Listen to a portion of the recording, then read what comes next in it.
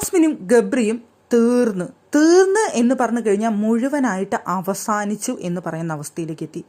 ലാലേട്ടൻ ക്ഷമ കെട്ടിട്ടാണെന്ന് തോന്നുന്നു, അല്ലെങ്കിൽ ബിഗ് ബോസ് ടീം ക്ഷമ കെട്ട ഒരു അവസ്ഥയിലാണെന്ന് തോന്നുന്നു. എന്തായാലും ജാസ്മിൻ്റെ വാപ്പ വിളിച്ചു പറഞ്ഞതിന് ശേഷവും ഇവരവിടെ കാണിച്ചു കൂട്ടുന്ന കോപ്രായങ്ങളും രീതികളും മറ്റുള്ള ഗെയിമുമായിട്ടുള്ള ഒരു ഗെയിമിലേക്ക് അവരെത്താത്തത് കൊണ്ടും എല്ലാം കൊണ്ടും ബിഗ് ബോസ് ടീമിനെ തന്നെ മടുത്തു എന്ന് തോന്നുന്നു. അതുകൊണ്ടായിരിക്കണം ഇത്രയും മോശമാക്കി അവിടെ ജാസ്മിനും ഗബ്രിക്കും അതുപോലൊരു അടി കിട്ടാനില്ല എന്നുള്ള രീതിയിൽ എല്ലാ വീഡിയോസും പ്ലേ ചെയ്ത് അവിടെ ലാലേട്ടൻ കൊടുക്കുകയാണെന്നുണ്ടെങ്കിൽ ഇനിയും ഒരുപാട് വീഡിയോസ് പ്ലേ ചെയ്യാനുണ്ടാവും. എന്നിരുന്നാൽ പോലും മൈക്കിടാത്ത ആ ഒരു സംഭവത്തിൽ ജാസ്മിൻ ഇല്ലാതായി എന്ന് പറയേണ്ടി വരും. അവിടെ ജാസ്മിൻ ഇല്ലാതാവുക എന്ന് പറഞ്ഞു കഴിഞ്ഞാൽ അവിടെ ഗബ്രിയും ഇല്ലാതാവുന്ന ഒരു അവസ്ഥയാണ്. കാരണം ജാസ്മിനെ മൈക്കിടു എന്ന് പറയുന്ന ഒരു ഒട്ടുമിക്കാൽ സീനിലും അവിടെ ഗബ്രിയും മൊത്തമാണ് ജാസ്മിൻ സംസാരിച്ചുകൊണ്ടിരിക്കുന്നത്.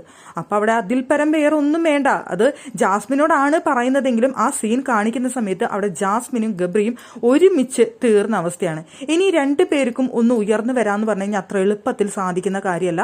അത്രയും അടിച്ച് താഴ്ത്തപ്പെട്ടു എന്ന് പറയേണ്ടി വരും. അത് അവരായിട്ട് വരുത്തി വെച്ച് തന്നെ അത് ലാലേട്ടനും അത് ബിഗ് ബോസ് ടീമും അത് ഒന്നും കൂടി ആണി ഒന്ന് തറച്ചു എന്ന് പറയാം. തലക്കിട്ട് ആണി കൊട്ടി. ഇനി ഇവർക്ക് രണ്ടുപേർക്കും ആ ആണി ഊരിക്കൊണ്ട് പുറത്തേക്ക് ഇറങ്ങുക എന്ന് പറഞ്ഞു കഴിഞ്ഞാൽ അത്ര എളുപ്പമല്ല. ഇനി അവർക്ക് അത് സാധിക്കണമെന്നുണ്ടെങ്കിൽ ഇവർ ഒറ്റയ്ക്ക് നിന്ന് ഫൈറ്റ് ചെയ്ത് വിജയിച്ച് മുന്നോട്ട് വരണം. അല്ലാന്നുണ്ടെങ്കിൽ രണ്ടുപേർക്കും ഇനി അതിൽ നിന്ന് പുറത്തു കിടക്കാൻ എളുപ്പമല്ല എന്നുള്ള കാര്യം ഇനി ഷുവറാണ്. അതുപോലെ ലാലേട്ടൻ ചീത്ത വിളിച്ചിട്ടുണ്ട്. ഗബ്രീനെ ആണെന്നുണ്ടെങ്കിൽ അത്രയ്ക്ക് പറഞ്ഞിട്ടില്ല. ഇത്തവണ ജാസ്മിനെയാണ് അത് ഏറ്റവും കൂടുതൽ എഫക്ട് ചെയ്തിട്ടുള്ളത്. ജാസ്മിൻ എഫക്ട് ചെയ്ത് കഴിഞ്ഞാൽ ഒപ്പം തന്നെ ഗബ്രിയും എഫക്ട് ചെയ്യും എന്നുള്ളത് കൊണ്ടാണ് ഞാൻ അങ്ങനെ പറഞ്ഞത്. പക്ഷേ ജാസ്മിൻ്റെ കാര്യം കട്ട പുകയാക്കി കൊടുത്തിട്ടുണ്ട് ലാലേട്ടൻ. ആ ചായയുടെ വിഷയമാണെന്നുണ്ടെങ്കിലും മൈക്കിടാത്ത വിഷയമാണെന്നുണ്ടെങ്കിലും ബാത്റൂമിൻ്റെ വിഷയമാണെന്നുണ്ടെങ്കിലും ഡ്രസ്സിംഗ് റൂമിൻ്റെ വിഷയമാണെങ്കിലും ഒരുപാട് കാര്യങ്ങളാണ് ലാലേട്ടൻ എടുത്ത് കാണിച്ചതും എടുത്ത് സൂചിപ്പിച്ചതും. അതുകൊണ്ട് തന്നെ ജാസ്മിൻ്റെ കാര്യം തീർന്നു.